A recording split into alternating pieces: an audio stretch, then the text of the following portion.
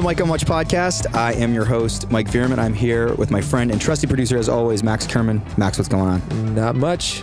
Max, this is a special Actually, episode. a lot of stuff's going on right now. Yeah, it's all happening. I'm actually very busy today. It's true. We're actually right now at a studio that Max is recording a secret track, maybe not so secret. Maybe we'll talk about that in a bit. Yeah. But more importantly, we're not alone, Max. Nope. Why don't you tell the people what's going on as our producer? We have our new friend, Christine Flaherty. How do you say that name? You kind of had an Irish jilt to it, which I like. I say Flaherty. Flaherty. That makes like some people say sense. Flaherty. Flaherty. Like kind of really hit the H. Otherwise known to the world as K.Flay, the recording artist. That's how you all know her who are listening. Yeah. Well, my family's probably listening, so they know me as Christine. Okay, there you go. And we normally we don't have our featured guest. And by the way, you're going to be the featured guest on the show. So featured. Okay. Normally we don't have you in the open, but Mike was like, "No, Christine is doing the whole damn show with us. She's so damn cool." We talked about this. Let's set it up. Already did this podcast IRL at a bar.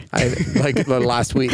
Last week. We're going to try not to repeat too many questions. No. It's good, but it feels like I would be offended and hurt if I weren't part of the open. Well, she does have a good podcast pedigree because that was like literally because the first time we ever met was literally at this pub a week ago. Yeah. Mm-hmm. And when you're meeting someone, you come in, you give us a hug, you're very smile, you're very warm, but there's still that period of time in the first half an hour that you're like, all right, what are we going to talk about? You're feeling each other out. You're feeling each other out. Mike, we talked about podcasts and we talked about everything. Books, but then after about an hour, we started getting our personal stories. Yeah, and then that's what happens after like 5 gin and sodas.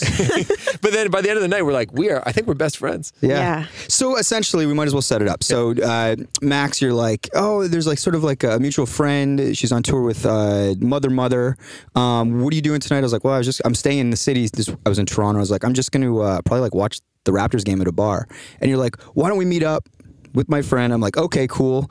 I guess you guys had texted a bit because you guys had never met each other in person. Never met face to face. Yeah. Which is such I'll get to that too. We did a classic, which not to derail this intro, we did one of my favorite things that the internet facilitates and allows, which is a Twitter scenario where you go from tweet, reply, follow, DM, text, IRL. And I kid you not. That was good. That was very good. This has brought me like meaningful, lasting friendships over the last few years because there's never been a platform like this where, like, unless in the old days you were at a festival or like you randomly ran into another artist at the studio, you just wouldn't know them. No. But you know what's funny is that it's funny that you have these relationships already because Ashley, who is kind of our mutual friend, I said to her, and Ashley's our manager, I said, I really like that K.Flay song that's on the radio. I hear it all the time. It's like really cool. And then she said, oh yeah, K.Flay and Lights are friends. They toured together. She's super nice. I was like, oh, okay, cool. And then Ashley said, you should tweet at her. Just tell her you like the song. And I was like, well, yeah, I probably should do that. But the reason why I never did that in the past is that I feel like, I think a lot of people have this assumption that the person's not going to get back to you and you might have this feeling of being rejected. And I'm not a person that takes that kind of stuff personally at all, but I still just never went out of my way to do something like that. Well, but sometimes there's like a connotation that it's uncool to like reach out or show that you're a fan or you're into something. Or that you're extra earnest. But then when you got back and it was so gratifying to me and rewarding that like, oh, the internet works sometimes and you can have a nice little correspondence. So then we kind of had our schedules align in Toronto and our schedules are about to align 100% in LA, which I know we talked about, but I'm going to see you guys when you're playing, and you're playing down the street from my house. Right around the corner. So, I have to say, like, there are times when the internet gives me, and I think all of us, like, this incredible sense of just psychic terror and, like, it's the only reason I don't want to have a kid is basically because of the internet. I'm not even kidding you. No, and climate change, probably. And climate change. Yeah. There's a lot going on right now that maybe could be deterrents to bringing children into this world. But I'm almost like I'm putting like Trump and everything in with the internet. Sure, yeah. Like I'm it's kind of internet culture. I don't know exactly how I'm defining it, but I'm calling it the internet. And anyway, I guess this is all to say that for hilarious photos and for these types of like friendships, the internet's actually like it's a kind of a beautiful thing. Oh yeah, it's yeah. Which it I is know beautiful. people know this, but And now the other reason why she's on the pod is that she revealed to us at about midnight on that fateful, what day of the week was it? It was a Wednesday. She said, guys, what should I do? I don't want to drive all the way to Winnipeg, but if I can convince the label that I need to be in Toronto for an extra day while the band drives to Winnipeg, yeah, I can buy myself a cheap flight to Winnipeg, and it'll Max. spare me the 30 hours in a van, and it'll just be a breezy 2-hour flight. You're just laying it all on the table. And then I said, we're booking you on Monday. which is true. I hope the band isn't listening. Our podcast is not that popular. I think they're so it's pretty okay. bored of me in general. You know what I mean? Like, it's like no one, aside from like my sister will definitely be listening to this, my mom and my stepdad. Those are the ones I can guarantee.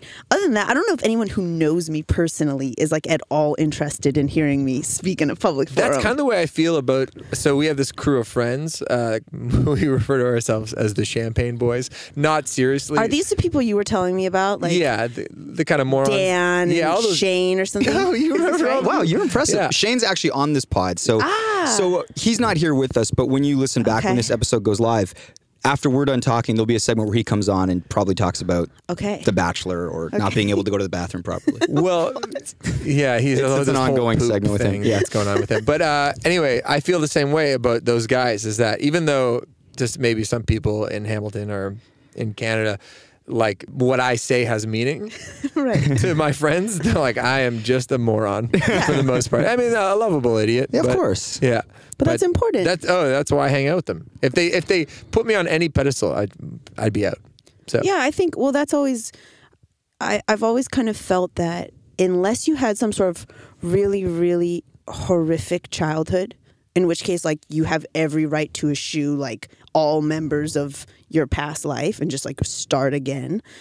I'm always kind of freaked out by people that I meet who don't have long-term relationships That's an interesting thought. with friends and family, because I find that there's no accountability, or there's no guarantee of accountability. Like, if you've managed to have the same friend for 25 years, right, or 20 years or 15, you can't be that bad. Yeah. It says something about you that you can maintain these relationships for a long time. That's true. You haven't screwed people over. You haven't alienated Right. friends. You haven't had falling outs, I think, in a large sort of number. It's true. I mean, I would you say like people that have large groups of friends or just even one lifelong friend, it's like sort of a testament to their character? Totally. And I think, I mean, some people like to have these big social networks, you know, and lots of contact. Some people just want to have like one or two friends. But one of my mom's best friend's dad said to them when they were kids, and then my mom always said to me, if you can count on one hand the number of true friends you have, you're lucky. So I consider if you got like even just two people you can count on in this world.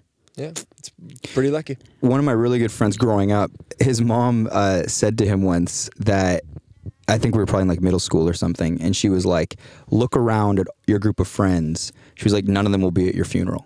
Like it's a depressing thought, but I think what she was saying was basically like, you know, this time when you're a kid, it changes when you get older. Oh wow, that was like the opposite message. That 100%. No, it's terrible. I'd be very depressed. That would terrify me as a child. That is a dark piece of wisdom. Yeah. Though I will say the great lesson of, I think, growing up, and this continues throughout your whole life, so this is not like it doesn't end when you're 20 or something, but is that having an understanding of how the passage of time truly does smooth the jagged edges of a life. I totally agree with that. You know what I mean? Yeah. Like, it's speaking to, I think, maybe in a less frightening way than this mom said it. Like, the drama of 7th grade, right? Which feels like it's life or death when you're 12.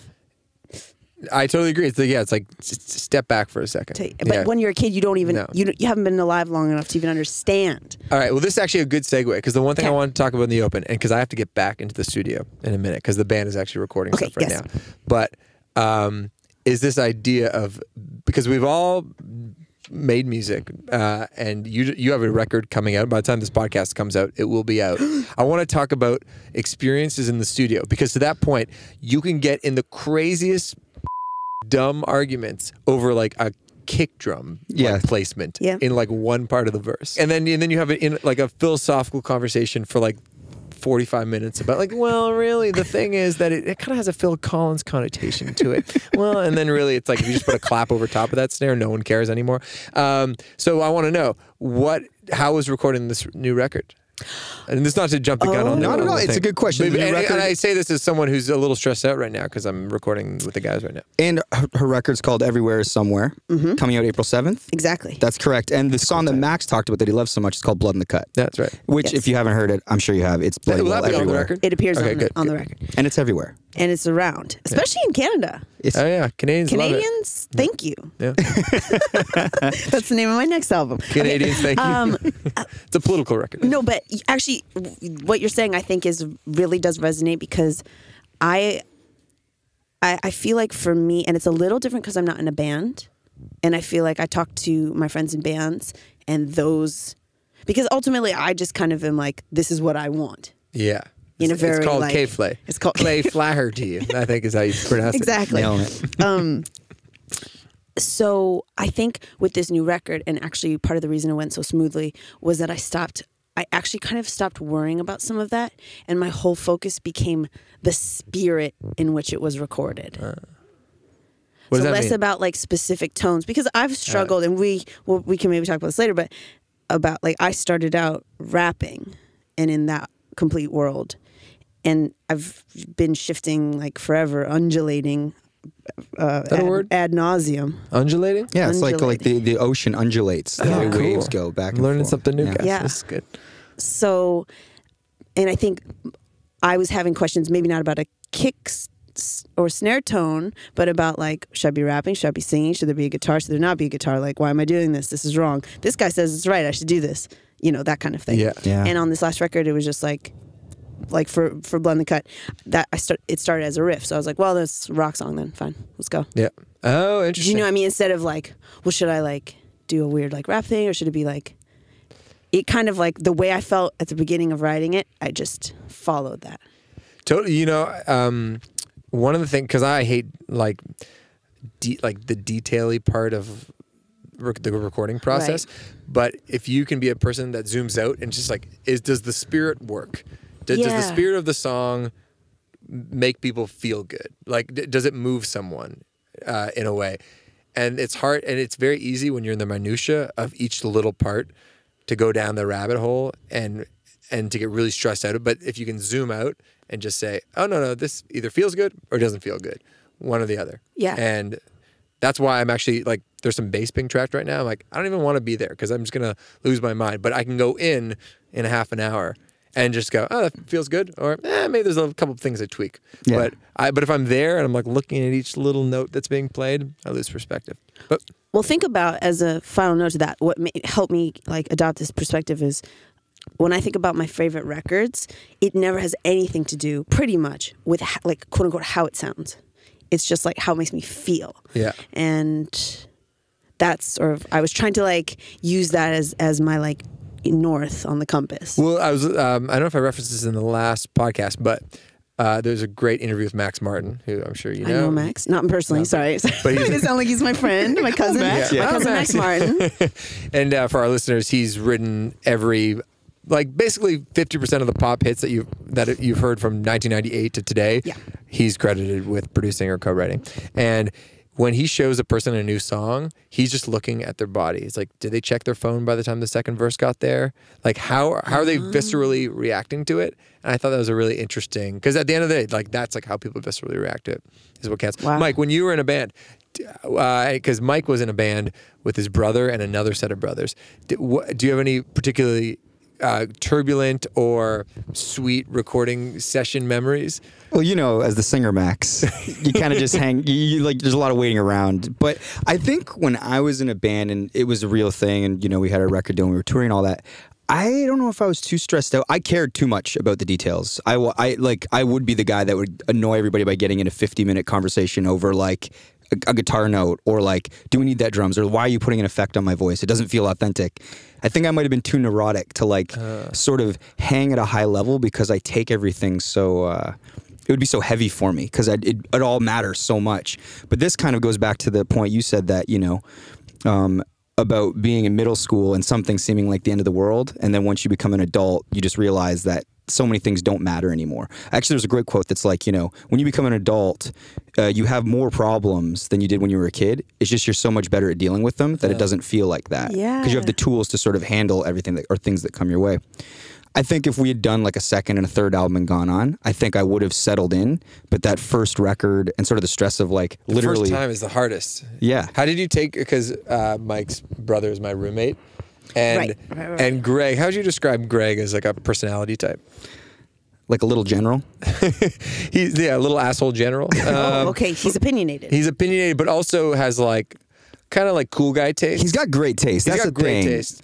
But he knows it. That's the Right. problem. Yeah, he's like, and he's kind of pretentious about it. Totally. How did you take to any Greg's criticisms? Because I was because I didn't really know what to think in those times, I leaned a lot like on Greg and Sean, you know, because I think that they both had a cool kind of perspective. Yeah. But I was also like, you know, deep in the weeds with like lyrics and what do I want to say, and I don't know if I want to say that, and all of the things that like people go through. And I think, you know, for my brother, Greggy's a good one. Yeah. Interesting. I could see him being condescending. Well, now I feel like you're maybe trying to get some dirt. I wanted a good story. I asked, give me a good turbulent story. Oh, you know, I ain't throwing anyone under the bus, Max. Yeah, that's right. Makes Just you my professional. band. Yeah. Yeah, Just I me. know. Just me, actually. You sold her out the minute she It's sat okay. down. I honestly believe That's a good story though. it's better to tell the truth. Yeah. Like that's just Sure. it's very complicated, incredibly stressful. I find and I was texting you this on the way over, and you said save it for the pod. yeah. Now I am saving it for the pod, which is I was 5 minutes late to this. That's true. Because I was having an Uber problem. Oh, what happened? Well, I mean, it's a classic thing where like it's like 1 minute away. So I raced downstairs, and then the dude's like turning the wrong way, and I don't know Toronto really. So I know in my mind it's going wrong, but I can't be like, well, that's a one-way street because I know this street. So anyway, he was kind of like circling around, and then we talked, but he did like I couldn't really understand him. I don't think English was his first language, and it was like really noisy and windy, and there was Snowstorm today. honestly a Flow Rida song in the background, which is gonna blow my whistle, baby, whistle. You know that song? Oh, it's so horrible. It's about I don't know. I can imagine what it's about. you can imagine what it's about. I'm like, how is this on the radio? This is so inappropriate. Probably like little girls are singing. Yeah.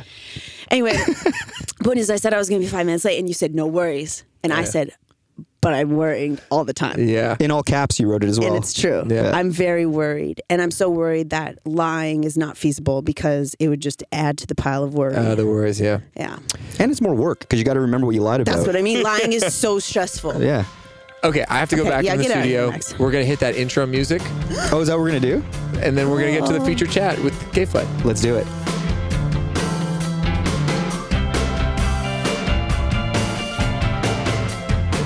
All right, so I feel like this is a very like experimental episode for us because we've never had a guest off the top. So thanks for coming and doing that. Of course. I mean, for me, this could be business as usual.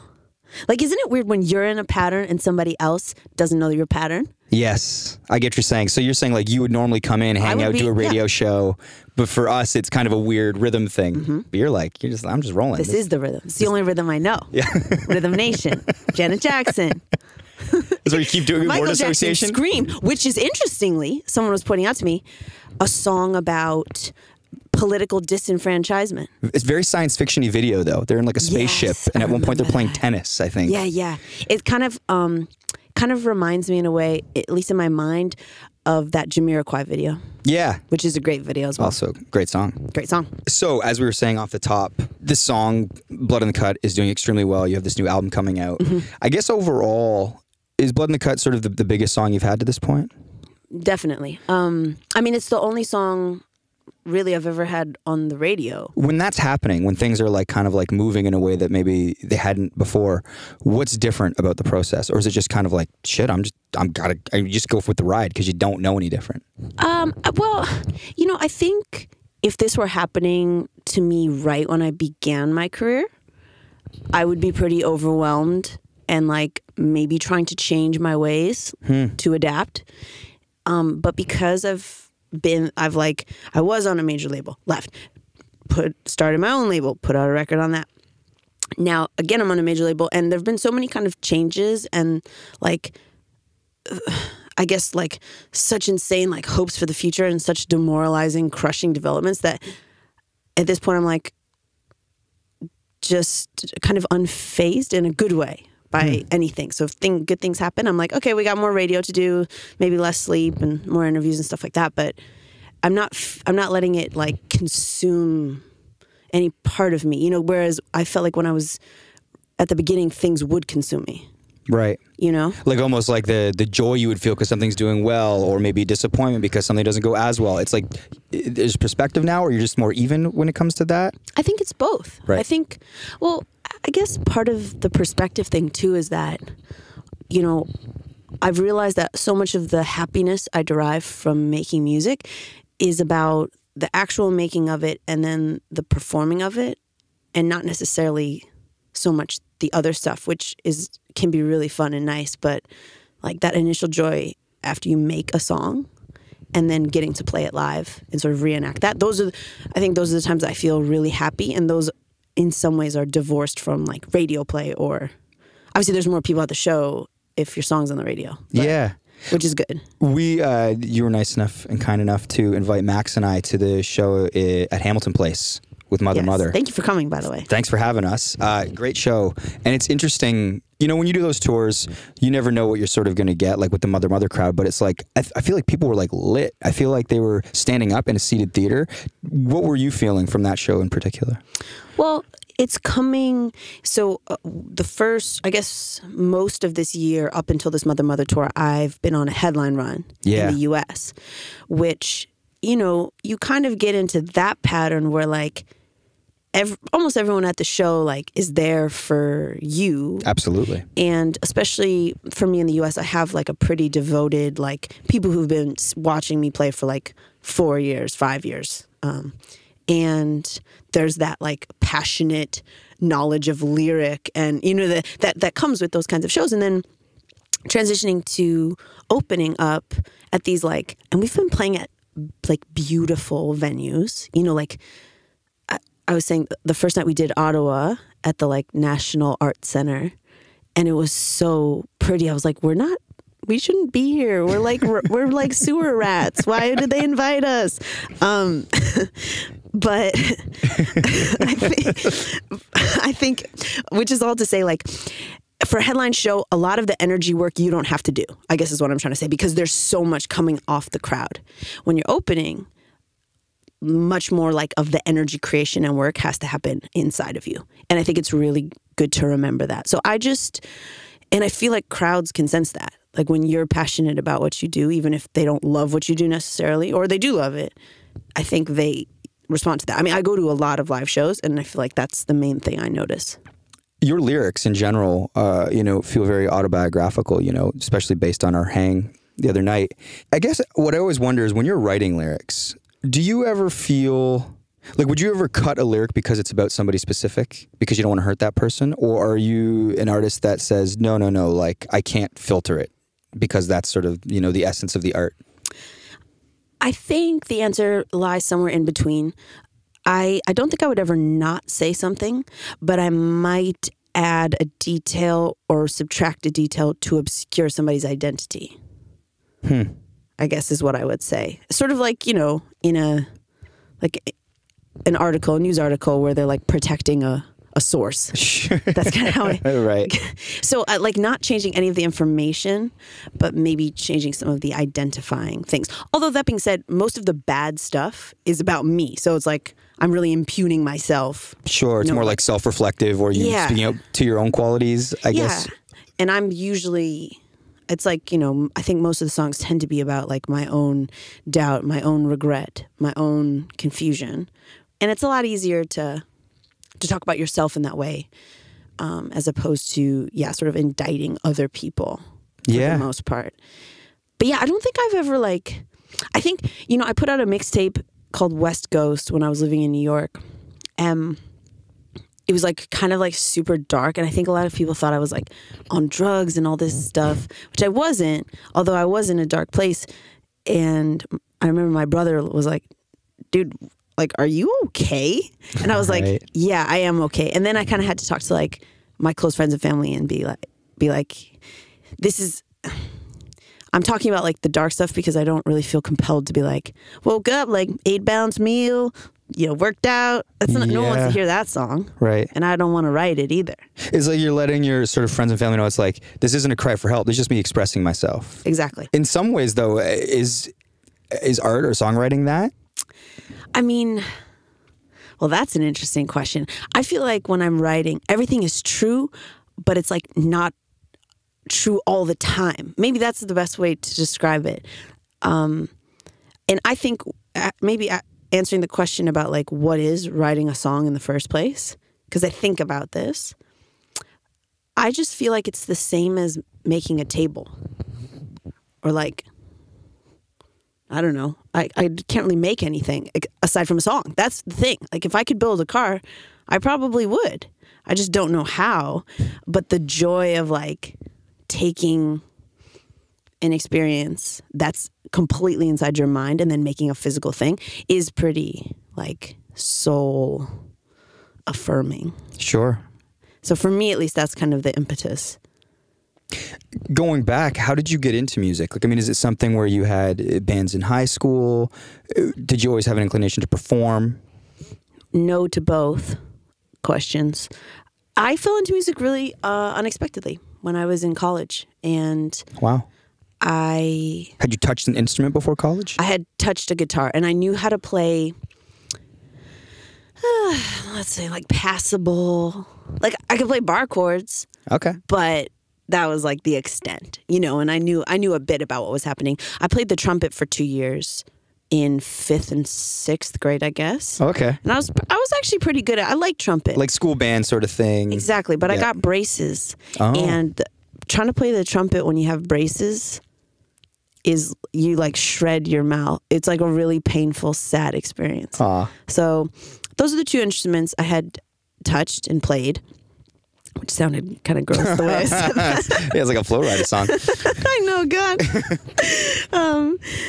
And yeah, but it was just never a part of my life. And even as a listener, I listened to music, but it wasn't like part of my emotional experience as a teenager. Like, and teenagers, like, we all have friends that were like, music, it was their life. Totally. Like, did you get this new record? And I'm going to this show and all that. Yeah. That wasn't you. No. Or people feeling like, and I feel this way now, so it's sort of funny. Again, getting back to the late bloomer thing.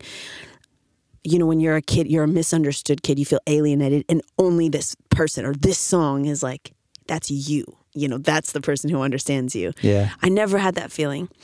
And then I moved to California for school and was kind of inundated with lots of new music immediately, especially indie rap and kind of like weird rap, left of center, strange rap. Because like the Bay Area has its own very, very specific musical ecosystem, especially with rap.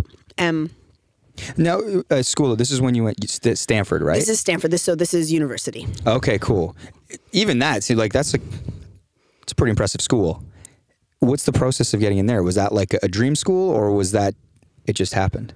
Well, I was a very serious student. Like, I was cut out for school. Yeah? Because I know a lot of people, especially now having done music for a while, who are very, very smart people. Like probably some of the most like astute, worldly, curious people I've ever met who disliked school, like immensely. Had difficulty with it. They weren't good at being students. They weren't studious. Totally. Or didn't like the structure, didn't like being told what to study, any of that. Whereas I was like thrilled to have routine and consistency and rules and guidelines. And I actually spent arguably the first like 23 years of my life pretty lockstep in a regimen of like, I spent 8 years drinking only water and orange juice. I didn't drink pop. I didn't drink alcohol. I didn't drink like, including my college years. That's great. That's insane. It's definitely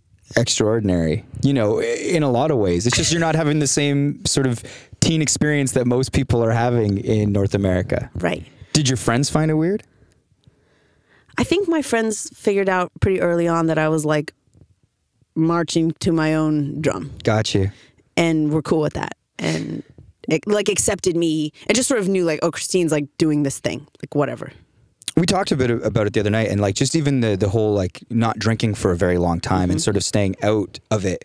Did you think that you kind of had like, because sometimes just being different is its own kind of thrill, or, you know, it's a way to sort of stand out or be an individual.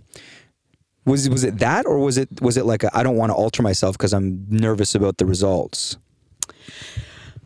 I mean, its origin at the outset was my dad's own drinking. And I think just because my mom was super upfront with me about my dad having drinking drug problems when I was really little, when they split up when I was 6. So I kind of knew from a very small age, okay, this is like, alcohol does this to people, and I don't like this thing that it does to people, and it like ruined a bunch of things, and now my dad like lost his job, and then my dad died, and so it just kind of like was part of this logical web of like all leading to bad. Right. And my mom and my stepdad, kind of in response to my dad, they didn't drink at all. So I had these two house experiences. Wow, interesting. Like they no glass of wine, never, not just around the kids, but at all. It was not a part of their lives. No, not at all. Interesting. And so I had these like this very dichotomous view of drinking and drugs, which was like, at least with the kind of adult figures I was looking up to, it's like people who don't have it together and are kind of screwing up and are kind of like bad in a certain way, do this. People who are good and responsible and who take care of me and I can rely on always, like, don't do this. So I think early on that was imprinted in me. And then it was one of those things where like people just knew that I didn't drink. And I think you're right. There is something, it made me different.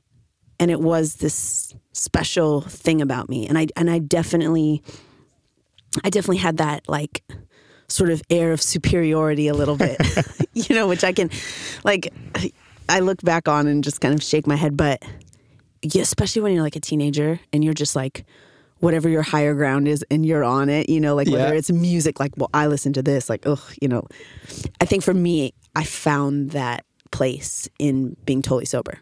Right. Which I think essentially my entire 20s was about embracing gray area, which has probably been the hardest thing in my whole life.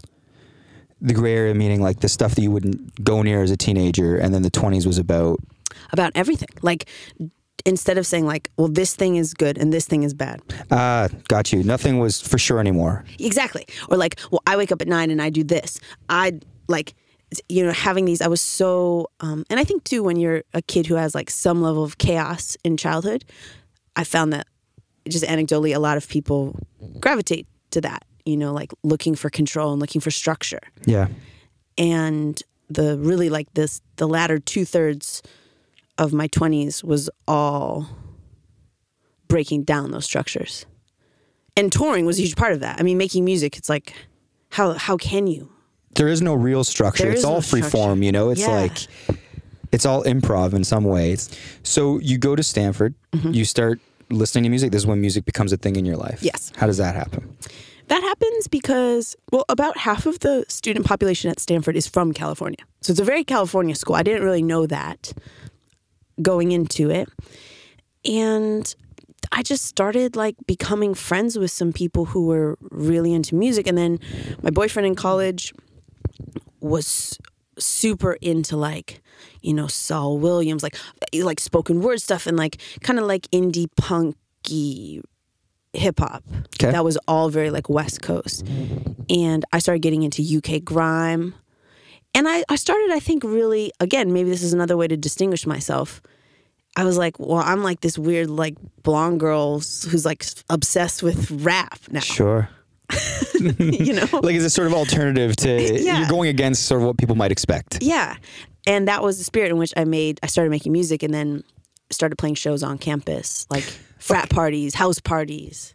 But you'd never had, the need to perform before, but now you're in college and you're getting up and performing at frat parties. You're writing sort of original stuff. Like, where does that come from? Is it like something you saw and you go, I could do that. I know how that trick's done. Or is it like, I just kind of want to see if I can do it? Or is it like, I need to express? Like, Yeah. I guess I'm trying to figure out the jump because, you know, we talk to so many artists and it's like, oh, you know, from when I was a kid, I'm watching so-and-so on stage or these concert films and it's like, it's all I ever wanted. And it's an interesting thing to shift the way you have and be so good at it as well. Well, okay.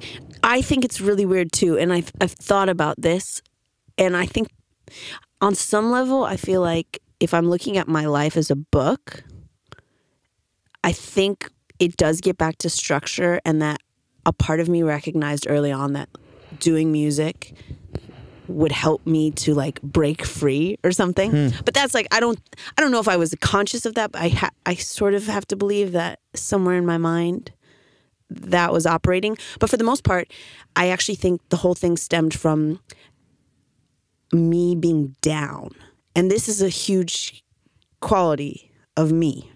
Now, I know I said I didn't drink anything but water and orange juice, but in terms of like experiences, like I'm down. Like people, I'm known as like a person who you give me a call and like if I'm free and can do it, like I'll do it and I'll show up and like I'm down for the experience. And I'll rally, like even if I was in bed, like the other night, or this was like, oh, it wasn't the other night, it was a month ago. My friend, it was like 12:30 and I was like in bed. I'd taken off my makeup. I was in my pajamas. I was reading a book and my friend was like, hey, like I meant to text you earlier. I'm out tonight. And I knew I was leaving in 2 days. And I was like, all right, I'll be there in 15 minutes. So I got up. You know, so I like having experiences and I think I started making these songs and then this guy called me and was like, I heard you make songs and we're putting on a show. Would you play at it? And I was like, okay. I mean, it's like weird to look back on it. Yeah. Why was I so, I don't know. It's like I had the blind confidence of a moron, you know, but like I was so sincere at the same time. Like it wasn't like an arrogance thing. It was like I was genuinely excited to do something new. So things start happening. You're actually attached to Dan Reynolds from Imagine Dragons. He has a subsidiary label. Yes. So Dan has an imprint on Interscope. Dan is also, Imagine Dragons is signed to an imprint on Interscope for somebody else. But yeah, so I was working out of this studio in Nashville on songs that were going, you know, some of which are on my record, and just kind of freeform, like working on stuff with a producer named JT, who is married to my friend. But he's also a musician and an amazing dude. And we kind of like just decided to like try this together and see if there was like good chemistry. And because you were friends before you were collaborators. Exactly. But we weren't really even friends. Like we knew each other a little bit, and like I knew his wife pretty well and like really like her. And so I figured we'd get along and everything, but we started working and it was just one of those immediate things where like, I think the studio space itself, because it's out in this very like bucolic landscape, there's nothing around, it's next to a cemetery, which for me, because I sort of typically am surrounded by people, was jarring, but I think creatively bountiful. And I started working on some songs which got sent to Dan. Oh my gosh, we just got a delivery. Max. Why don't you say hello? Max literally just came into the studio for a second. I'm just producing the show right now. Max just gave us, this is beer. He just produced some steam whistles for us. Oh, that was so nice. K.Flay has a very demanding rider. I know, my rider. Beer in a green bottle. This is such nice looking beer.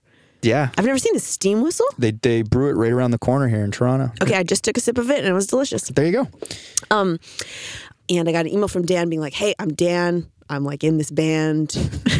That's always the awkward thing, right? When you're kind of like in a big band or something, you're like, yeah, one of the like biggest bands in the world. Yeah, exactly. Like, yeah. But he's such a humble, it comes from a very true place. He's a very like humble, sweet, generous dude. But so yeah, and we started Skyping. He was on tour and he was like, kind of told me his goals, which essentially were like, they were in the midst of working on their record, but like at a very kind of chilled out pace. And he wanted to be a part of another artist's career and give them a safe space at a big label, which is effectively what occurred. We got to talking more and more, and I think just connected on a level of like values, ethics. Like his wife is a super talented musician as well, who's awesome, and like they're just so generous and like good people. And was there any trepidation about making that jump? You know, like a major label artist, one of the biggest bands in the world. Are you going, like, what does this mean for me? How does this change the creative? How collaborative is it going to be? Or are you like, this is an amazing opportunity. Like, I like the vibe. I'm going for it. Pretty much, this is amazing. I'm going for it. But I think the reason that I felt so secure in that feeling was because at the outset, Dan was like, I'm here for you as much as you want me to be. Like, if you want to play me every demo you have or only these 15, or if you want thoughts on, like, whatever you want, I'm here for. Like, I believe in you, do your thing. And really meant that. And so, you know, then I met everybody at Interscope and they were great. And it's pretty much like the team that works on all the Dragon stuff works on my stuff. So it's like, it's all kind of connected in this nice way. Yeah, it's all in the family sort of deal. Yeah, and it just felt really natural. It's like kind of like when you meet somebody and you're like, oh, I really like romantically, and you're like, oh, I really like you, just like want to hang out with you all the time. And then you're like, all your friends like them too, and you're just dating. Like that's kind of how this label relationship felt. As opposed to like, you know, scouring Tinder and just like hooking up with all the wrong people, getting drunk. Your style is a real amalgamation between like sort of alternative rock, hip hop, singer-songwriter pop. What records and acts have inspired your new album? Okay, so the new album, my probably number one inspiration is Yeah, Show Your Bones. Okay. Which was always a favorite record of mine, but I kind of revisited it. I think JT kind of put it back in my headspace because I love Karen O. And I think she's, in terms of like women I look up to in music, she's way, way, way at the top of the list. Like so unique, so herself, like wild and yet at the same time restrained. Like I don't even know. It's interesting because she has these very like intimate projects that she's been a part of that are really quiet. Like, I don't know if you ever heard that record of hers that was all demos she recorded when she was 27. She just put out like 2 years ago. No. It's so good. And it was all just from her apartment. So she's awesome. Another, you know, I think maybe, I feel like weird because I talk about this album all the time. And I'm kind of worried that like if she ever hears me, she's going to be like, this person is a weird person. But I'm not weird. But this is a fascinating thought, not to cut you off. No, totally. But as your notoriety becomes more prominent, you become bigger and bigger, and you know these musicians are your peers. Is that something that becomes a consideration when you're doing interviews or you're talking about other artists? You're like, oh shit, they're going to hear this. I might end up on a tour. We're going to cross paths. You know, that's actually a great question. It's never crossed my mind. Getting back to our intro, Max talking about like having some fear in reaching out to like me or anyone on the internet. I'm kind of like a dork when it comes to all that.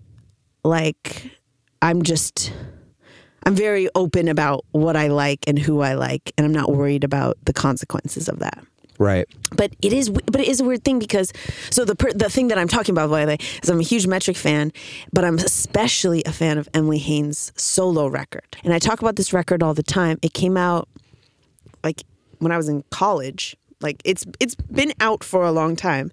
But from a songwriting, like lyrical standpoint, it's kind of like my point of ultimate inspiration.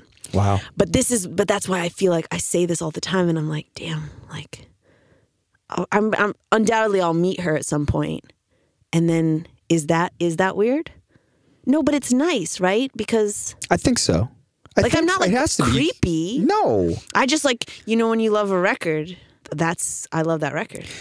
I talked to, we had Kirk Hammett from Metallica on, and he was talking about sort of as things started happening for them, and he'll be hanging out in a place, and it's like, oh, there's Eddie Van Halen or so-and-so. And I was like, was it ever weird when it got to a point where like these people became your peers? Like you went from sort of like Right. idolizing or being like, oh man, there's like Paul McCartney. And then like you get in a room with Paul McCartney, you're like, oh wait, yeah, I'm in Metallica. And it's like, do you ever lose the feeling of sort of being a fan, or do you eventually see them as peers? Wow. I think, and I can't say this because I am not in Metallica, but in my limited experience, what I found is that my fandom doesn't change, but my level of ease in that interaction changes. That's interesting. And I'm not really a nervous person socially by nature, or like a fangirly type person. And actually, this has been one of the more difficult parts of my career, is that I don't understand fandom in a typical sense because I wasn't a fan of anything as a kid. Right. Like my sister, she's gonna hate me for saying this, was like obsessed with NSYNC. Okay, right? Like to the level of like got like bootleg Photoshop and like put her and her friends' faces in like photos with them and like just like embarrassing. Right. I'm sorry, Lauren. But you know, she had that phase, I think, that so many people have in their like teenage years, where you become such a huge fan of something and it connects you to other people. Like that's the point. Like you bond over your fandom. Yeah, fandom's right. like a conduit for friendship and Totally. and all these experiences, like a set of experiences. And I never had that. So even like I'm saying right now, like, oh, I'm a fan of this Emily Haynes record or of like Karen O. But if I met them, I wouldn't be like you know, I don't know. I'd be happy to meet them, like, Yeah. but not nervous or scared. The only person I think I would be nervous to meet Beyonce. Yeah. Some people transcend though. It's like there's like kind of like Yeah. there's like musicians and people doing cool work, and then there's like superstars. Like it's almost like Beyonce's like a movie star. That's what I mean. She is a movie star. Yeah, indeed. But like, yeah, Beyonce, like Barack Obama. Like I'm scared to meet these people. Like, yeah, Britney Spears, who I desperately hope to meet one day, by the way. Right. I love Britney Spears. We almost had an in where Max and I were going to go to Vegas and interview her for the podcast. There was an email exchange with the management. Oh my God. Can you promise me that if you ever have an opportunity to meet her, you'll just let me know beforehand and maybe I can tag along? We'll make it happen. If it ever happens, you have my word. Okay. We'll reach out. I've never told that story on the pod. It's a true thing. Wow. Yeah. That would, okay. Almost. Well, anyway, people like that, you're right, who have sort of transcended, like, I'm an artist. And they're just like these figures of like fame and culture. They are the zeitgeist. Yeah. Like those people scare me a little bit. Mm-hmm. Or like I'd be scared to meet Kim Kardashian, 100%. Really? I would not know what the hell to say to her. I would be interested, like, what's a normal conversation with Kim Kardashian like? Like, what are her fears? What does she care about? Well, and I've never seen the show, so maybe that would give me some insight into like what, I mean, then again, what is that show? I don't know. Right. But yeah, there are those certain people I'd be scared to meet. I guess this is all to say that another album that really inspired me, that's where I was like, where the hell did I start? I'm like a huge fan of the last Vampire Weekend record. Oh, yeah. Like, again, I think he's such a good songwriter. Like, Is Diane Young on that album? Mm-hmm. Yeah, that album was really good, it's so good. And so, yeah, I think a lot of this stuff, like, maybe some of that wildness, like, Yeah's wildness of, like, let's just, like, emote a thing and do it with, like, zeal and passion, and then looking to some, like, really lyrical bass stuff. That was very, because I enjoy writing lyrics, and I feel like that's kind of the thing tying all my stuff together. Like, even if it's rap or it's like super rocky. Well, speaking of lyrics, it kind of brings us back around to Blood in the Cut. Mm-hmm. Where'd the riff come? Is that, and where's that like lyric from? Like, kind of walk us through, like, deconstruct that song. How does that song get built? What's the idea from, and sort of, yeah, just kind of bring us through how it comes to be. Okay. Well, the song came to be, I guess, technically because I was really depressed and I was kind of like in this bad romantic thing, which I pretty much explain in the song. Yeah. So it's pretty literal. Well, right off the top, you kind of get to a very vulnerable spot right away, with he's probably stalking her. It's like you get right to sort of the heart of anybody's fear and insecurity, I think, in a situation like that. Yes. And this was, we probably hadn't like had communication in like 3 weeks or something. And I was at home. It was over Christmas break. Like you're with your family and you kind of become this version of yourself that was a child a little bit. I find that always when I'm with my parents and my family. And I was just, that entire song, it's all true, and it was all sort of that helplessness and just like being a loser. I just felt like such a loser, I guess. Yeah. You know, it's like just those first lines, like this person I care about is like doesn't care about me. He's probably like having sex with her right now. I don't have an apartment, which is true. I hadn't been living anywhere for over 2 years. Like I just felt like a complete loser. And I was like so hung up on this situation. And I'm like, why am I? And I think, you know, I wrote the song in like 20 minutes. So there wasn't a ton of like, what am I trying to, there was no meta process. Got you. You just let it spill out. Just let it spill out. And I think that's kind of why the chorus in a way like makes sense, but doesn't make sense. I think I just felt like I needed stuff. Like I wanted to be in a loud room where things were happening and I could be enveloped by a feeling that was different than this horrible feeling. When you come across blood in the cut specifically, do you know it's like, shit, that's a good hook. That's just a good turn of phrase, like the hard consonants, like the imagery, the sort of, like, do you feel you got something, or was it just, again, part of sort of the process and it was just more other words you wrote down? Oh, I completely did not think it was like special at all. And I don't want to say I forgot about it, but I put it in the pile of like just stuff I've been working on. And I played it for JT, this producer did a bunch of stuff with.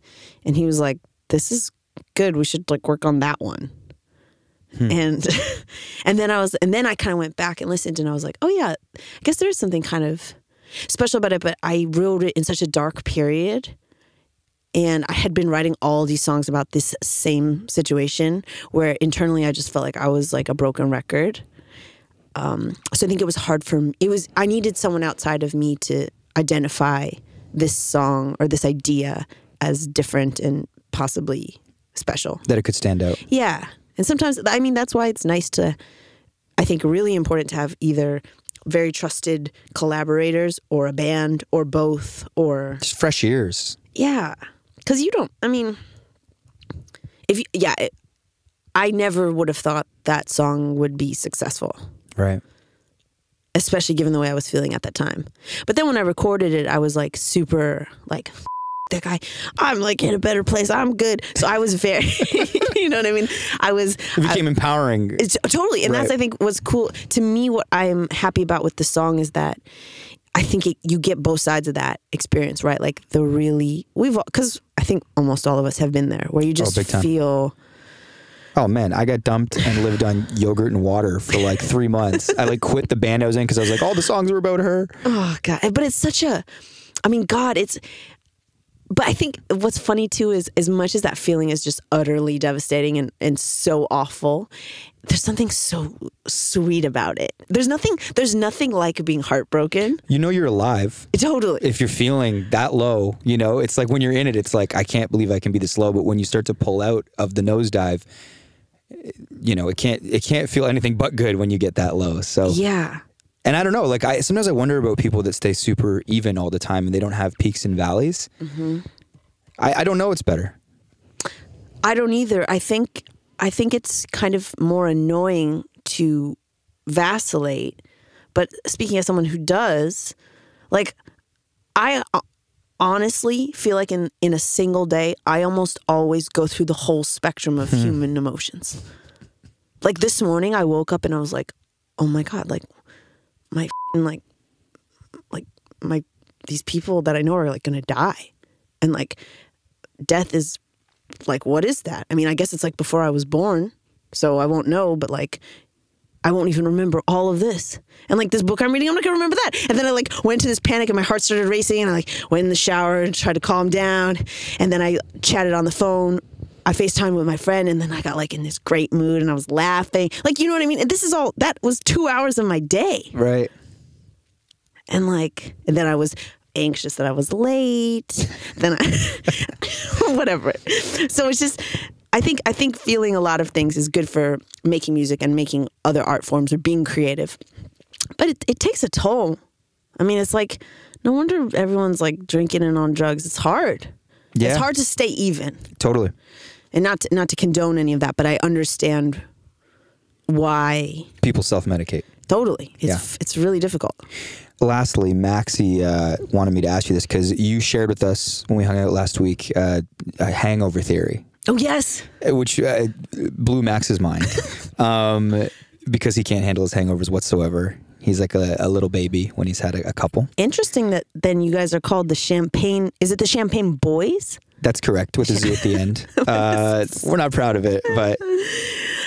Okay, so my theory about hangovers, which I really stand by, and I've found a few adherents, though most people disagree with me, is that I found that when I'm hungover, I don't have the mental ability to muster any kind of response that isn't just utterly authentic and utterly me and utterly honest and kind of open as a consequence. So I find like if I'm hungover, I'm like down to chat with people, like strangers. Like I'll walk up to the cashier and just be like, how are you doing today? You know, maybe I'm just feel more connected to like the struggle of being a human.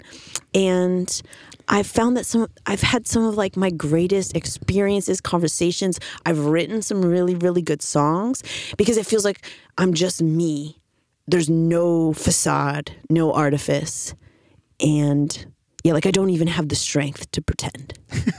And I think there's like something beautiful in that. Now, if you're like barfing and stuff, of course, that's a whole nother level. But I'm talking about like being out of it, like your brain's not working right, and like maybe you have a headache. You're a little foggy, so then you kind of tend to be more emotionally open because there's no defenses, because you just maybe don't have the energy to have any of these sort of defenses that we normally have. Yeah, and I think maybe the other thing too, and this is part of the reason I like Germany, is because I find that when I'm in Germany and I've talked to people who are like millennial age in Germany, and there's this kind of like the fog of regret and guilt as a nation that I think they have. Like, you know, they're now a full generation separate from World War II. Yep. But they know it's not like, I mean, everybody knows what happened. They carry that knowledge is... Right. Yeah. And I think when I'm hungover because of my dad and because of all this other stuff, I have that same fog of regret and guilt. And it makes me like a more honest person. I never realized that part before, but I think that's what it is too. Well, thanks so much for coming on the pod. Thanks for having me. Honestly, it's so much fun. Really appreciate it. And, you know, like I said, it was great hanging out with you the other night. Max and I were like, you got to come on. I know. Because it was a great hang. And no, it was your awesome. show was amazing too. Thank you. And we're big fans of the song. And well, I'm fans of you guys. Looking and forward to the record. I'm so happy you like do an amazing podcast. Oh, thanks. Because you know I'm obsessed with podcasts. You're a pod person. I'm a pod person, and now I'm your pod person. All right, we'll have to have you back. Okay. Okay.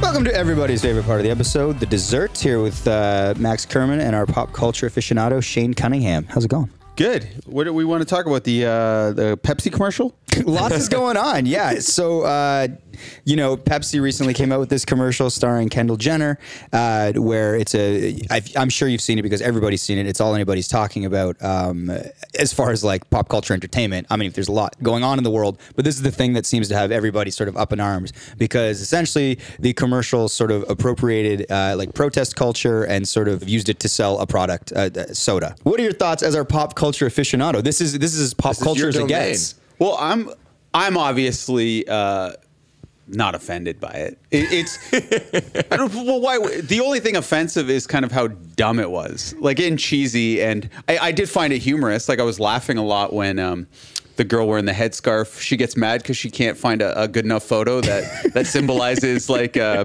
what protest. Yeah. So she smashes her desk and clears everything off. And then, you know, as a commercial director, like that's you and I job. I know the situation that director's in, and sometimes ideas do get out of hand.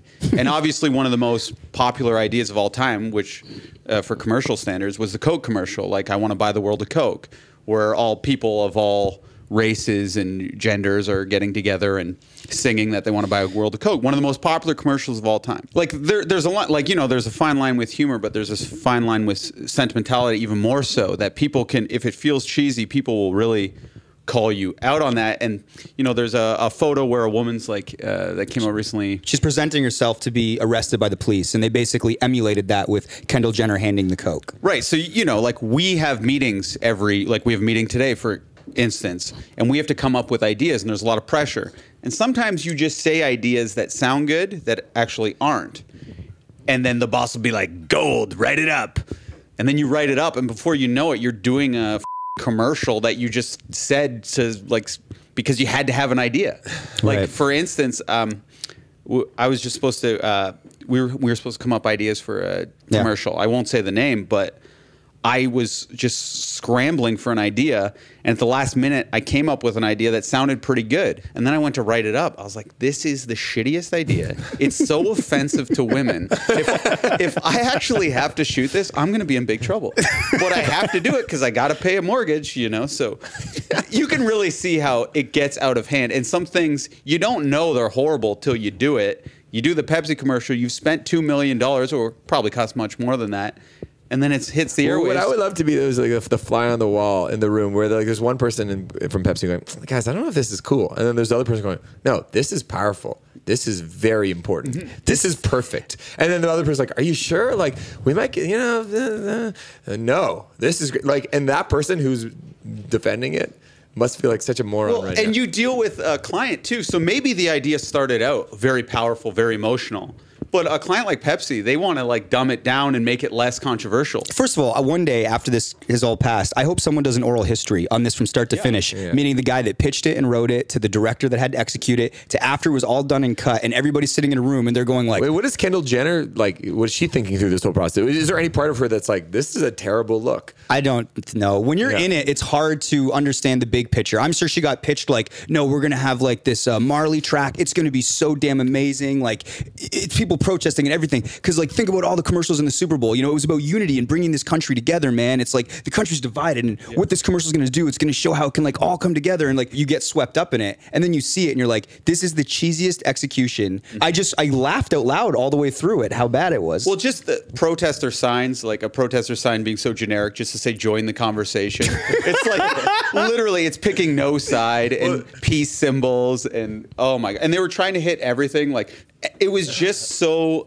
undeniably lame that it was comical. And the only way someone would be offended is just that it's insulting to our intelligence that we're going to accept that. I heard one tweet that's like, one theory is that this is actually a Coke ad. Yeah, that's been going on. Well, I think for a lot of people, it would have been embarrassing without the ending of her handing the Coke and then sort of like stealing that iconic image of the woman presenting her hands to be arrested during the Black Lives Matter movement. I think the ending is what made people angry. I think people would have just laughed at it until the ending. The ending was the best part. Everyone getting so excited, like they just solved all the world problems. Yeah, it's like Israel-Palestine. We figured it out. Yeah. But every commercial is a fantasy, you know, so you can't slag it too much. You know, people are like, well, I'm never drinking Pepsi again.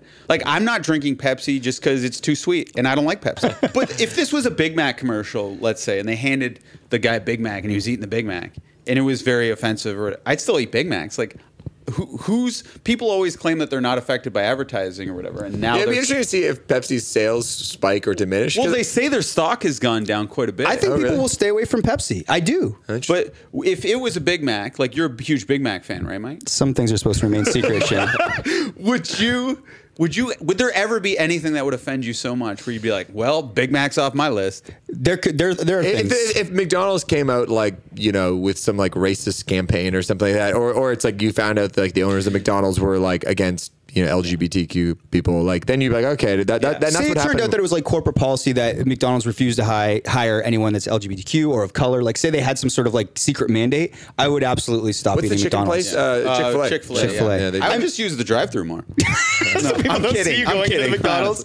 Well, no, it'd be hard because I do love McDonald's, but on principle, I'd stop going. And it would break my heart. That's a good point. Yeah, I guess I'd be forced to too. Right. And want to also. I wonder if the cops hadn't been in it and Kendall Jenner wipes off her makeup and says like, F this, I'm not going to be an elite model. I I'm going to go be with the people, and then the commercial ended there or something like that, or they wrapped it up. Like, that would have been fine. That would have been totally fine. I don't think that, it was just handing the Pepsi. I think it was this idea, because I've seen all these like funny pictures of like the Martin Luther King march, and Kendall Jenner arm in arm with the Pepsi. It's so good. There's so many great internet memes. But I think it was literally just like this idea that's like really, and like a lot of the Black Lives Matter people were like, oh, I guess like in Ferguson, if I just handed the cops a Pepsi, everything would have been okay. So you can't with that. The other stuff about like unity and bringing people together, you can do that in an artful way. I can make people feel good. As you said, the Super Bowl commercials, there's a lot of that. And I thought it was like, hey, like if a corporation is going to spread a message, why not it be togetherness? All good. But you can't with. Yeah, they took a huge risk and it basically didn't pay off. Yeah. But it could have went over amazingly, and I feel bad for Pepsi that they failed so publicly. But I didn't know we were going to talk about the Pepsi thing, but I did have something that actually was kind of interesting about last week's conversation. Like, I had a real life weird example of that when we were talking about men and women being alone together. Oh, sure. So I was on the Go bus, and when I'm on the Go bus, every morning I have a mini little panic that someone's going to sit next to me on the Go bus. Oh yeah, you don't want that. Are you the same way? Oh yeah, you want your own 2 seats. You want the window seat, you want no one sitting beside you, and you want to have potentially your bag sitting beside you. You know, I go for the aisle seat because I don't care about the window. See, and then I bogart anybody going I hate around. people like you, Okay. Max. Yeah, sorry. Because I always want to just make a mean face and look like don't sit next to me, but I'll never put like my Good Life bag on the seat next to me like, no, the seat's taken by my bag. Yeah. So I always shove my Good Life bag underneath my seat to give someone the option to sit next to me, even though Despite that's your scowl. Yeah. even though that's my nightmare and that's the last thing in the world I want. But it's respectful to leave the seat open. But when there isn't a seat open, like, sometimes there's always just there's 2 seats on each side of the aisle, and sometimes every seat just has one person in it. So my fantasy is to go to a person who has a bag on the seat, who really hates someone sitting next to them, pick it up and say, would you mind moving your bag? I'm going to sit here. Just to with them. I've never had the guts to do it. But my fantasy is that that's going to happen one day, or I'm going to witness it happen just to see the other person's reaction. So I'm sitting on the bus, and right in front of me is a redheaded girl. She kind of looks like she could be an actress. And then walks in this man who looks like, do you know who Paul Feig is? Yeah, of course. He's director of director. Bridesmaids. He Yeah. was actually he's an actor too. He played the science teacher on Sabrina the Teenage Witch. But he's older, like he's maybe early 50s. And he walks up and he goes right for this girl's seat. I'm like, holy shit, she's got her bag there. What's going to happen? And he goes, would you mind moving your bag, please, so I could sit down? She goes, go sit somewhere else. There's plenty of seats.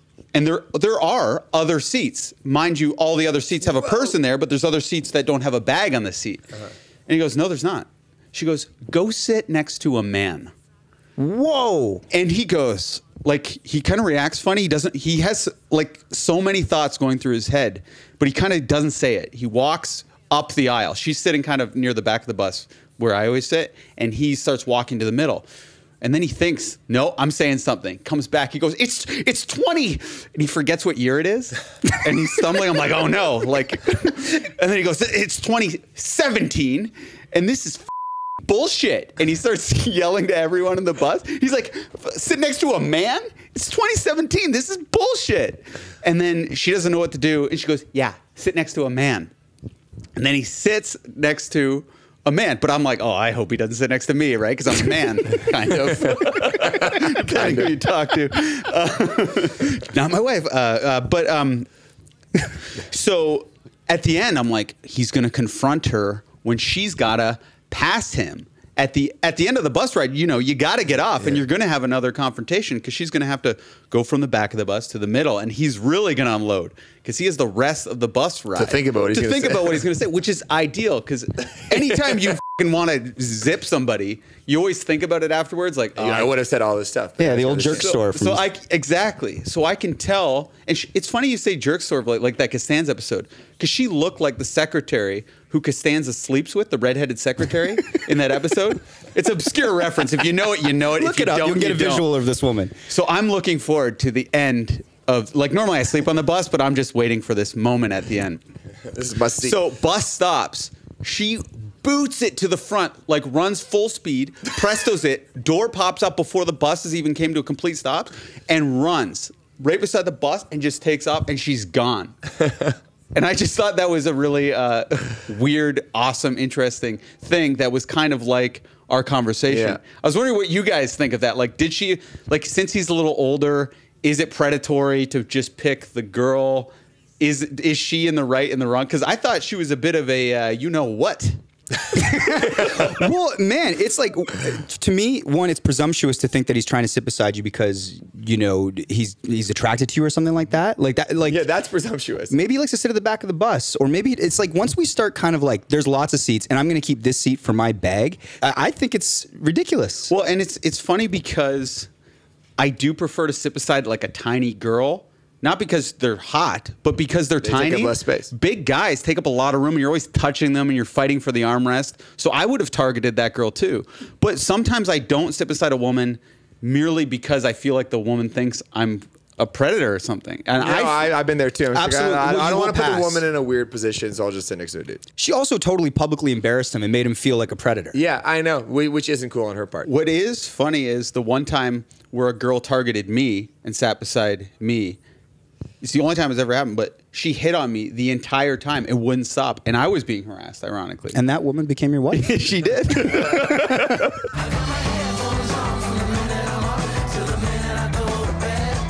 Thanks so much for listening. That's it. That's all. That's our episode. You can find Mike on Much Podcast on Twitter and Instagram at Mike on Much. Please leave a comment and rating in iTunes. Share this with your friends. We really appreciate your support. We love all the tweets. We see them. It warms our heart.